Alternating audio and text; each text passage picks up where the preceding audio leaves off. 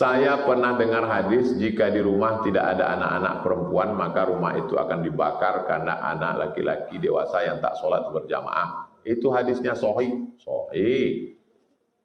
La uharriqanna alaihim buyutahum. Aku akan bakar rumah mereka yang tak sholat berjamaah. Apa hadisnya sahih? Hadisnya sahih. Apa wajib hukumnya laki dewasa sholat berjamaah ke masjid? Mazhab Hambali wajib. Makanya Saudi Arabia itu mazhabnya Hambali. Makanya kalau kita pergi ke Makkah, ke Madinah, kalau sudah azan, Allahu Akbar, Allah. Haji. Tak boleh lagi belanja. Tutup. Berapa banyak jamaah haji kita terkunci dalam grup. Begitu selesai orang sholat, balik nenteng ceret kuning. Tapi mana? Ini sembahyang. Kamu bisa buat ceret. Nanti belanja tadi. Kamar baru sholat. Mazhab Hambali wajib sholat berjamaah. Wajib. Mazhab Hambali. Mazhab Maliki sholat berjamaah sunnat muakkad. Mazhab Syafi'i sholat berjamaah fardu kifayah. Itulah mengapa masjid-masjid kosong. Kau tak ke masjid, fardu kifayah. Makanya di masjid tu satu orang aja diangkat orang tu. Di kampung tu satu orang aja diangkat orang tu. Dia imam, dia muazin, dia makmum, dia bilal, dia khatib, dia membersihkan WC, dia menyapu, dia menyusun, dia menghidupkan mic. Tanya, bapak tak ke masjid? Udah selesai fardu kifayah sekarang. Kita kirim aja duit di situ, udah selesai. Celako. Orang yang tak ke masjid hatinya tertutup. Sebagaimana dia menutup pintu rumahnya tak ke masjid, begitulah Allah menutup hatinya. Jangan sampai tak ke masjid. Ini musola Pak Ustaz? Musola ini sama dengan masjid. Masuk musola tetap sholat tahiyatul masjid. Karena makna masjid itu ada sholat 5 waktu. Subuh, zuhur, asar, maghrib, isya itu masjid. Kalau ada sholat Jumatnya namanya masjid jami'. Ini masjid nih, tapi tak ada Jumat. Ini masjid saja, enggak pakai jami'. Tapi udah umum istilah tempat kita surau, langgar, musola. Ya ora apa-apa. Di Melayu, di Minangkabau namanya surau. Di Jawa namanya langgar. Makanya orang Jawa di langgar tak mati.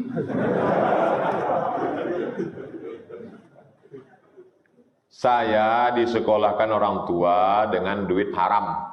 Tapi dia sekolahkan sekolah agama. Apa hukumnya Pak Ustadz?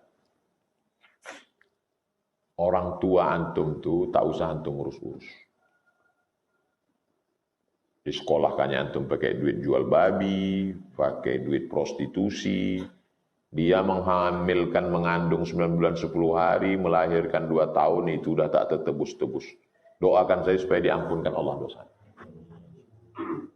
Akan datang, kalau dia masih hidup, berdoa supaya antum punya duit. Ustadz dulu ada tak cita-cita mau jadi ustadz, mau jadi itu, mau diundang ke sana? Tak pernah. Tak pernah terpikir sama saya. Cita-cita saya simpel aja. Aku mesti kuliah, habis kuliah aku mau ikut CPNS jadi dosen, nanti aku dapat gaji, mau ku senangkan orang tua. Tak banyak cita-cita saya. Paling simpel cita-cita. Aku mesti kuliah, karena kalau kuliah nanti aku dapat ijazah, habis itu nanti aku ikut CPNS, habis itu nanti aku jadi dosen, dan dapat gaji, aku senangkan orang tua. Rupanya betul. Pas macam yang saya mintakan.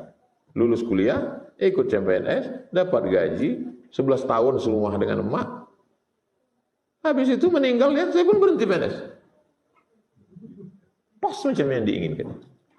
Jadi antum tak usah cita macam-macam. Antum cita-citanya ingin serius, bekerja, dapat duit, membahagiakan orang tua, lebihnya Jadi yang saya terima hari ini, bonus lebih yang dari saya pikirkan. Kalau antum cita-citanya itu ini, orang tua belum tentu bahagia. Tapi kalau antum cita-citanya membahagiakan orang tua, antum dapat lebih dari yang antum pikirkan. Percaya? Alhamdulillah. Tak percaya? Rasakan sendiri. Bagaimana hukumnya orang menghalalkan musik, sedangkan sudah jelas dalam hadis dikatakan musik itu haram? Mana hadis yang mengatakan musik haram? Tunjukkan sama saya. Mana hadis yang mengatakan musik itu haram?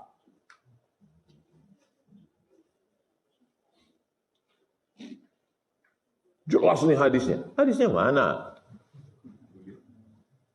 Tuliskan.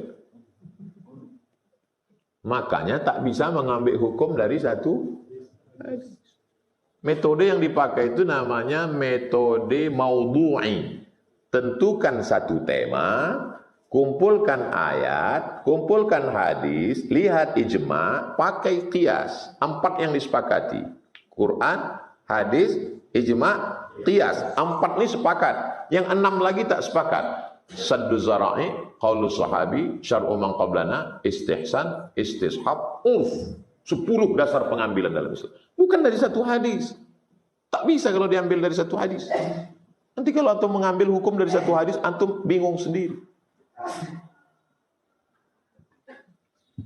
Saya mau kasih contoh orang mengambil hukum dari satu hadis. Innal mayyita la yu'adzabu bibukai ahlihi. Mayat diazab karena keluarganya nangis. Oh, Mak, kenapa kau meninggal, Mak? Mayat diazab karena keluarganya nangis. Itu kalau antum pahami hadis itu error antum. Yang meninggal siapa? Suaminya. Yang menangis bininya. Kenapa pula abang itu diazab, bininya menangis? Udahlah dia mati, diazab pula lagi. Bininya pun menangis karena harta warisan itu tak banyak. Makanya tak bisa mengambil hukum dari satu hadis. Tema yang dipakai adalah tematik. Kumpulkan semua ayat hadis. Hadis ini batal dengan ayat. Wala taziru waziratun wizra ukhra. Orang tidak memikul dosa orang lain. Yang menangis kan bininya. Kenapa pula lakinya diazab? Apakah dosa bini bisa dipikul suami? Mana bisa. Jadi memahami hadis itu pahami secara utuh. Jadi ceritanya begini dulu. Orang jahiliyah menandakan prestasi tinggi, kaya, semakin banyak orang nangis waktu dia mati, maka dia strata sosialnya tinggi. Kalau yang nangis 2 orang, itu kelas bawah. Tapi kalau yang nangis rame, hebat. Maka dibuatlah namanya grup nangis. Ada grupnya. Lalu sebelum si bapak ini tadi mati, dibilangnya sama bininya, oh my darling, nanti kalau abang mati, biar ditengok orang nih abang hebat, tolong kau undang grup nangis ya. Maka datanglah grup tadi karena diundang. Maka keluarlah ucapan hadis tadi. Innal mayyita la yu'adzabu bibukai ahlihi. Mayat itu diazab karena tangisan keluarganya. Paham? Tak sesederhana itu memahami hukum. Orang belajar di pondok 6 tahun. Belajar nahu dari mulai bawah. Matan al-Ajrumiyah. Baca Mukhtasar Jiddan. Baca lagi naik ke atas Al-Imriti, naik lagi ke atas baru baca Ibnu Malik, Ibnu Aqil, Syarah Ibnu Aqil, baca Alfiyah Ibnu Malik, baca syarah, baru bisa baca kitab. Kitab paling kecil dulu fikih namanya Matan Takrib. Dari Matan Takrib baru naik Fathul Qorib. Atam Fathul Qorib baru naik Fathul Mu'in. Habis itu I'anatul Talibin. Baru naik lagi ke atas kitab paling besar Mahalli. Habis itu baru kitab Majmu' Syarah Mu'azzab. Itu baru satu mazhab Syafi'i. Baca Nabi. Baru bisa ngomong hukum. Ini baru mengaji sekali langsung. Menurut hadis. Hadis mana guys? Itu namanya pendangkalan Islam. Ana mau antum ngaji. Ngaji Riyadhus Shalihin sama ana. Tapi kalau ngaji usul fikih sama Ustaz Mawardi Muhammad Saleh. Antum datang ke Ustaz Mawardi, adik-adik mahasiswa yang serius, minta sama dia ngaji usul fikih. Ini kok bisa jadi haram? Ini kok bisa jadi makruh? Ini kok bisa mazhab ini ngatakan wajib, ini mazhab ini kurban? Kok bisa kurban itu kata Imam Hanafi wajib? Kata Syafi'i kok sunat muakkad? Ngajinya itu di mana? Ilmu yang melahirkan hukum itu di mana? Usul fiqh. Yang ahli usul fikih di Indonesia nih S1, S2, S3, 13 tahun di Madinah, Ustaz Mawardi. Antum minta izin sama dia, rekam ceramah dia. Habis itu kemudian antum masukkan ke yang bisa mentranskrip. Karena ada program. Semua di ceramah itu kan bisa jadi transkrip tulisan. Antum edit, datang sama dia. Ayatnya itu, ayatnya, riwayat hadisnya, kitabnya, buat footnote-nya. Jangan sampai dia meninggal, tak ada kitab. Dia ceramah ke sana kemari. Dia tak buat tim. Meninggal Ustaz Mawardi itu, meninggal satu perpustakaan besar di Riau. Khusus bidang usul fikih. Supaya jangan pemiskinan. Bicara satu hadis, udah keluar satu hukum. Mana bisa? Tak sesederhana itu. Yang baru meninggal namanya Syekh Yusuf Al-Qardawi. Ikatan Ulama Dunia, dia ketuanya. Dia menulis kitab namanya Fiqhul Musiqa wal Aghani. Tinggal pula handphone. Kalau ada bisa tulis. Fikih musik. Dibahasnya semuanya, ayat, hadis, Quran, ijma'. Saya hanya sampai pada kesimpulan saja. Kesimpulannya musik sama seperti kalam, macam cakap. Kalau baik, halal. Kalau tak baik, haram. Bila Israel datang memanggil, jasad terbujur di pembaringan, sekujur tubuh akan menggigil, sekujur badan kan kedinginan. Baik apa tak baik? Halal. Hidup ini bagai lampu dinding yang dinyalakan di malam hari. Apabila minyak sudahlah kering, lampu pun akan padam sendiri. Baik apa tak baik? Baik. Jadi ustaz-ustaz yang tak mau nyanyi itu suaranya tak bagus.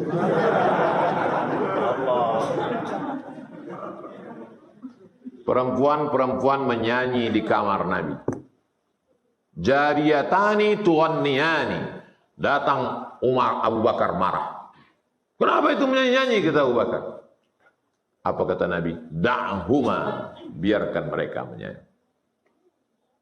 Mana ada orang menyanyi tak pakai irama? Cuma menyanyi tak pakai irama? Salatlah, salatlah.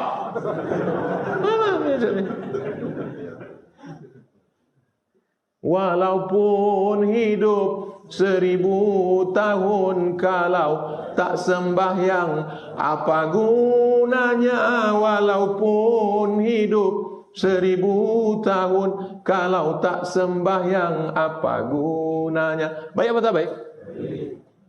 Tapi kalau lagunya Cinta Satu Malam, Selimut Tetangga, Kucing Garong, terlalu sulit.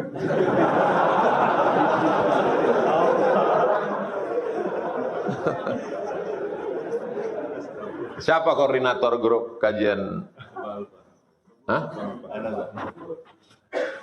Yang punya bakat-bakat nasyid, kumpulkan buat nasyid. Buat nasyid, hadrah, latihan. Nanti minta latih sama Ustadz pimpinan Imam Masjid Al-Falah. Ustadz apa? Nasution itu, Yazid Nasution. Minta latih sama dia.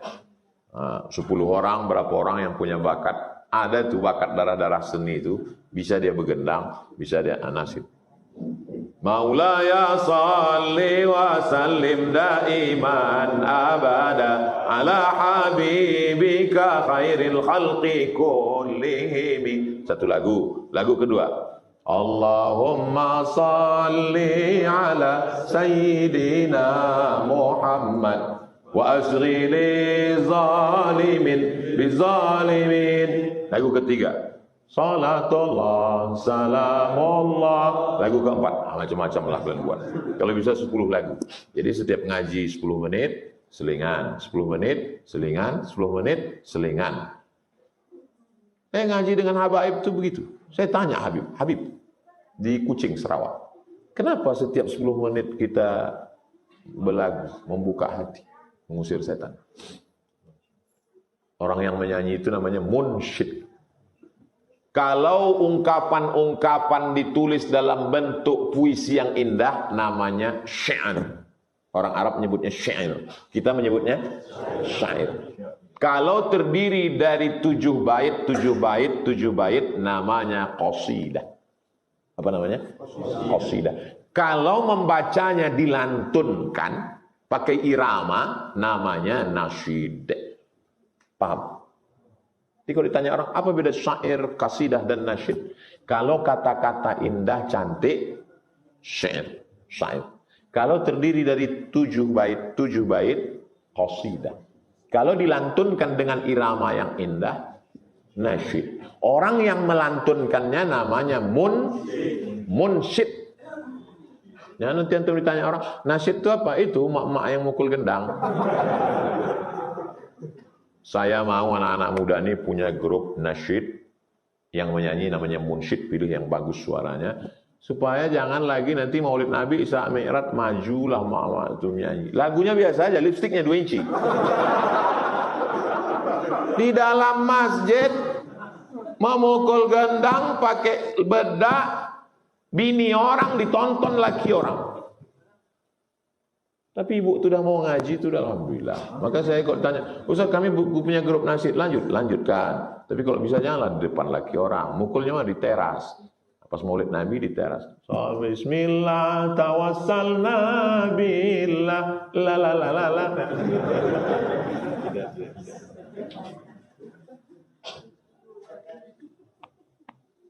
Nah, itu tentang musik tadi.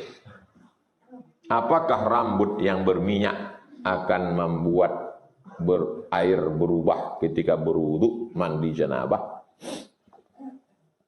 Air yang antum siramkan itu air suci dan mensucikan. Waktu disiramkan pertama kali itu. Niat dipasang itu di mana? Niat sholat di dalam takbiratul ihram. Usolli fardhu subhi raka'ataini adaan ma'muman lillahi ta'ala. Niat itu di dalam takbiratul ihram. Dari A sampai bar. Di dalam itulah niat. Sholatnya sholat apa? Sholat subuh. Berapa rakaat? 2 rakaat.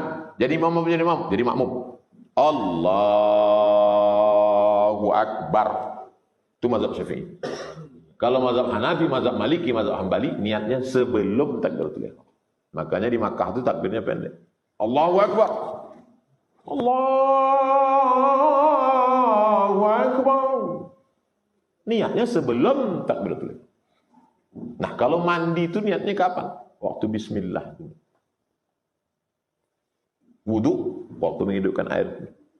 Air yang dipakai berwudu itu air suci mensucikan. Bisa berwudu pakai air tebu? Tak bisa. Pakai air kelapa? Tak bisa. Air mutlak. Tahir, mutahhir. Suci dan mensucikan. Ada tahir tapi tak mutahhir. Tak mensucikan. Bahwa setelah air itu turun ke badan dia, kena sampo, itu setelah jatuh. Makanya air itu kalau bisa mengalir. Saya Pak Ustadz selalu di Sungai Siak, bagus. Air mengalir sungai. Saya pakai shower Pak Ustadz, bagus. Saya pakai gayung Pak Ustadz. Airnya yang air yang kau cedok itu kan suci mensucikan. Yang tak boleh itu kau campur dulu sampo itu ke dalam. Kalau udah dicampur, baru masuk waktu. Karena dia tidak tahir mutahhir. Jelas? Sahkah salat orang yang memakai parfum beralkohol?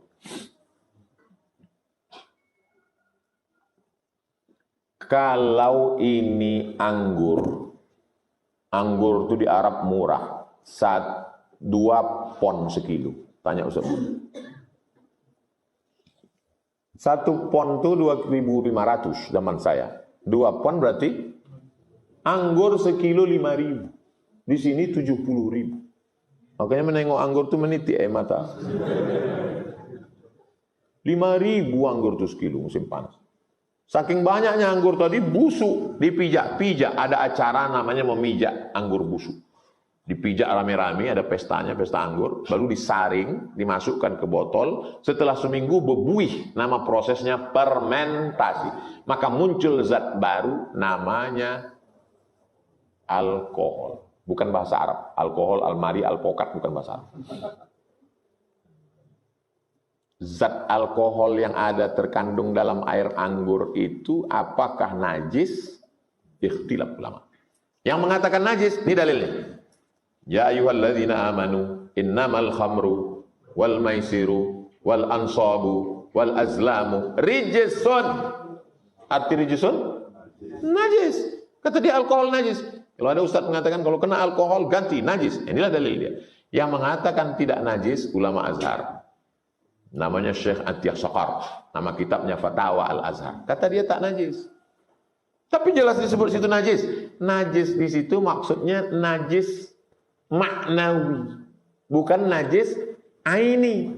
Kalau najis aini bendanya najis. Kalau najis maknawi secara maknawi dia najis. Antum benci sama orang. Najis kau. Apakah dia jadi babi? Tidak. Paham? Kata Syekh Atiyah Saqar, itu katanya najis maknawi bukan aini. Dalil yang kedua, ketika turun ayat haram khamar, sahabat Nabi yang ada di Madinah menumpahkan khamarnya ke jalan-jalan. Dan mereka waktu itu belum pakai sendal. Mereka menginjak pasir bekas khamar itu masuk ke dalam masjid dan tidak cuci kaki. Kalau najis pasti dia berwuduk lagi. Itu menunjukkan bahwa dia tidak khamar. Khamar itu tidak najis. Itu dalil yang mengatakan khamar tidak najis. Kalau antum meyakini alkohol itu najis, saya hormati. Antum memegang pendapat ulama. Kalau antum mengatakan saya setuju dengan pendapat Syekh Atiyah Saqar bahwa alkohol tidak najis, antum juga tidak salah. Solusinya Pak Ustadz? Kemarin ada yang mengasih saya parfum. Kata dia, ini tidak dari alkohol. Tapi dari, pas saya pakai, dingin. Dari apa? Dari cairan tebu. Cairan tebu itu ada satu unsur yang bisa dipakai untuk parfum. Kayu gaharu itu, kalau di batang kayu, di dalam batang kayu itu ada lagi kayu hitam. Itu dulu di Riau ini banyak. Biji mata saya ini sempat menengok. Dipotong-potong, dicincang-cincang itu dulu. Sekarang tak ada lagi. Jadi kebun sawit semuanya sudah habis. Saya simpan di rumah saya kayu gaharu. Supaya anak cucu saya nanti kalau bertanya, mana gaharu itu ya? Nih ya. Dikasih orang Kalimantan Utara. Dari Malinau. Segini tingginya. Pas saya tanya yang punya hotel, berapa kira-kira harganya nih Pak? 50 juta. Tak saya bakar, saya simpan. Karena kalau dibakar habis. Yang saya bakar yang kecil-kecil aja. Jadi dia itu kayu gaharu itu kalau disuling keluar menetes minyaknya. Satu botolnya itu 20 juta. Yang tidak bercampur apa-apa. Itu kalau dikasihkan ke kawan, menetes air mata kita. Asal diambilnya banyak sedikit, gitu. Kayu gaharu. Nah, diambil kayu minyak gaharu tadi agak beberapa tetes, dimasukkan ke botol, dicampur dengan alkohol. Alkohol itu fungsinya untuk menambah semerbak. Campuran. Cairan yang lainnya itu apa? Itulah dia yang tumbuh banyak di tanah Aceh, serai wangi. Bukan serai yang dipakai untuk gulai. Macam serai itu juga. Saya dulu dikasih orang Aceh satu jerigen serai itu, campuran parfum. Biang namanya, biang parfum yang asli tadi, dicampur dengan minyak serai tadi, dicampur dengan alkohol, nah itulah dia jadi. Jadi kalau antum pakai itu, antum sholat, antum tidak najis menurut pendapat kedua. Terserah antum mau pakai pendapat. Yang tak bisa, yang tak boleh itu antum paksakan pendapat ini ke sini, itu tak boleh. Paham? Mohon penjelasan tentang riba qard. In tuqridullaha qardan hasanan. Kalau kamu memberikan pinjaman, maka yudha'ifahu, Allah akan melipat gandakannya pahalanya. Ustadz pinjam saya duit 1 juta Pak Ustadz? Ya, nanti kau bayar 1 November 1.100.000. Yang 100 itu riba. La ta'kulu riba at'afa mudha'afah. Jangan kamu makan riba. Selamatkan diri dari riba. Jangan terjebak riba. Saya ke Pekanbaru, pulang kampung 2008 sampai sekarang tidak pernah meminjam duit. Karena Ustaz orang kaya, saya tak ada duit. Bagi saya lebih baik saya hidup susah daripada saya terutang. Banyak orang menawari saya tak mau. Untuk apa kita disangka orang berduit, terjebak pada riba. Ustaz Somad, ini kami kasih Ustaz 50 juta untuk DP. Belilah Ustaz mobil baru. Mobil Ustaz jelek sekali. Tak. Lebih baik saya mobil buruk daripada mobil baru tapi saya berutang. Alhamdulillah, punya mobil buruk tak dipinjam orang. Mau dipinjam takut dia mogok. Cewek-cewek tak mau dekat. Tengoknya jelek kali mobil Ustaz itu. Tapi beda hidup kan beda prinsip. Ada orang mau hidupnya stylenya bagus, gaya. Keliling utang. Sama ini 1 juta, sama ini 500, sama ini. Saya pun kena. Ada dulu orang hebat. Mobilnya hebat, gayanya luar biasa, handphonenya 3 biji. Tak ada yang pakai, tak ada pulsa. Pakai duit ini, pakai duit ini, pakai duit. Duit saya pun kena. Tapi duit saya balik, duit orang itu tak ada yang balik. Cemana cara Ustadz bisa balik? Jumpa direktorat. Kapan kau bayar? Nanti. Kapan kau bayar? Orangnya lebih tegap dari itu. Saya sendiri aja. Kalau tak kau bayar Selasa pagi, ku kampak kepala kau. Senin sore dibayar. Saya umumkan ke grup, aku sudah dibayarnya. Oh, rame lah orang ini. Gimana caranya? Gimana caranya? Nah, gini caranya. Kalau tak kau bayar Selasa pagi, ku kapak kepala kau. Orang kalau kita lembek, dipijaknya kepala kita. Betul? Kalau mau lembut, bisa lembut. Kau bayar ya, kalau tak bayar, ku cubit nanti. Kau lembut kali. Ginjal kau, ku cubit.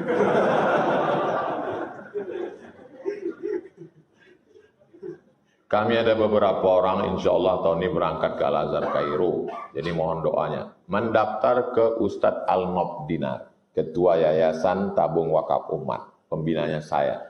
Nanti dilepas, 1 orang dikasih tahun lalu 2 juta. Tahun lalu 100 orang. Jadi 200 juta. Kami buat penggalangan dana. Saya ini dulu berangkat ke Mesir. Membuat surat minta duit ke Basnas. Dipanggil Basnas lah almarhumah mak saya. Ibu datang ke Basnas. Datanglah ke Basnas, kantornya di An-Nur. Waktu itu perlu duit berangkat 20 juta. Dikasih Basnas lah. 200.000. Saya sakit hati. Maka saya mengatakan ke Ustadz Al-Nob, adik-adik kita yang mau berangkat, kumpulkan semua. Setiap tahun. Ini udah tahun ketiga. Kasih duit. Duitnya dari mana? Kita buatkan iklan di Instagram. Iklan. Dapat 200. Kasih 2 juta seorang. Sisanya Ustadz, usahalah kalian pula. Carilah siapa orang kaya. Kalau bisa cari orang kaya, ada anak gadisnya, dia punya kebun sawit, dan dia sudah sakit-sakitan mau mati. Hari ini antum ketawa. Tapi nanti setelah pulang dari Mesir, baru antum ingat cakap saya. Supaya antum bisa buat pondok pesantren. Tanahnya itu antum selamatkan bapak itu, antum selamatkan anak gadisnya, antum selamatkan tanahnya. Saya menyampaikan ini karena saya dulu tidak melakukan itu, saya salah. Jadi apa yang tak terlaksana oleh saya sampaikan ke antum supaya antum bisa berbuat. Kami berangkat ke Mesir, pulang, berangkat tak dilepas, balik tak dijemput. Macam jelangkung. Maka adik-adik saya dilepas, diacarakan pelepasan. Dan pulangnya disambut. Ini ada yang mau pulang dari Bagan Benio, sambut. Magang 6 bulan di Yayasan Tabung Wakaf Umat di Palas. Supaya dia tahu bagaimana cara buat yayasan, bagaimana cara buat pondok, bagaimana cara semua. Setelah 6 bulan dia magang, siap baru pulang kampung. Begitu saya kalau sakit hati. Sakit hati saya dulu diperlakukan tidak baik, saya balas adik-adik saya jangan mengalami macam saya. Lalu kemudian saya buat proposal ke bupati minta bantuan. Jangankan dibantu, dibalas pun tidak. Hari berganti musim berubah. Assalamualaikum, waalaikumsalam. Ini Pak Bupati, dulu dia bupati ini, ingat saya bilang. Dia mau ngundang, sekarang ini saya tak bisa. Carilah ustaz-ustaz lain. Dulu anak-anak KSMR, kelompok studi mahasiswa Riau membawa proposal. Apa kata dia? Kita tidak perlu dengan anak Timur Tengah. Sekarang buktinya perlu. Saya diundang, saya tak mau. Tapi adik-adik saya suruh. Kan begitu, kalau aku tidak. Nah, nanti kalau nampak aku mukanya lain cerita. Pendendam Ustaz. Kita tak dendam, ingat perlu. Kalau kita tak tahu kita lubang itu membuat kita jatuh, kita akan jatuh sekali lagi. Paham? Siapa Syekh Abdul Ghani Al-Kampari? Semua sanad-sanad tarekat Naqsyabandiyah ini bertemunya pada Syekh Sulaiman Zuhdi.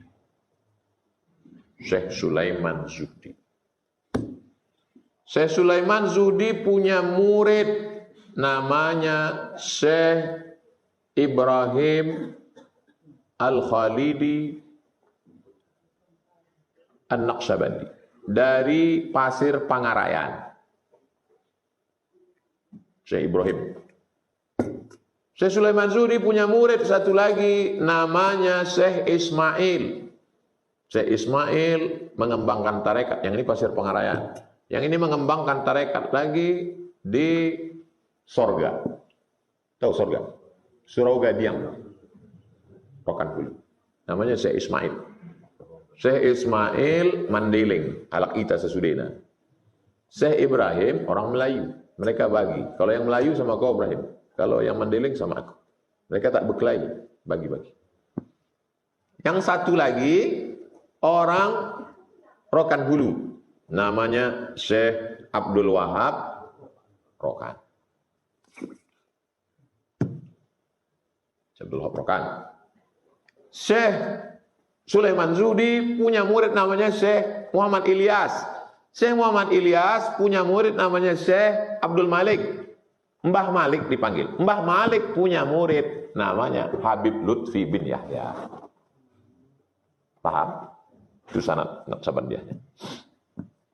Syekh Sulaiman Zuhdi punya murid, tak langsung. Dari muridnya ini sampai ke murid. Namanya Syekh Abdul Ghani Al-Kampari. Al-Kampari artinya orang Kampar. Syekh Abdul Ghani punya anak, namanya Syekh Aidarus. Itulah yang membuat pesantren Darussalam Batu Besue. Ketika pembuatan PLTA Kota Panjang, pindah ke Kabun. Syekh Aidarus punya anak laki-laki namanya Buya Alaidin Athari bin Syekh Aidarus bin Syekh Abdul Ghani Al-Kampari. Saya pergi ke Aceh. Di Aceh ulama besar wali Allah namanya Syekh Muhammad Wali. Syekh Muhammad Wali mengambil tarekat Naqsyabandiyah dari Syekh Abdul Ghani Al-Kampari. Bersuluk 40 hari 40 malam di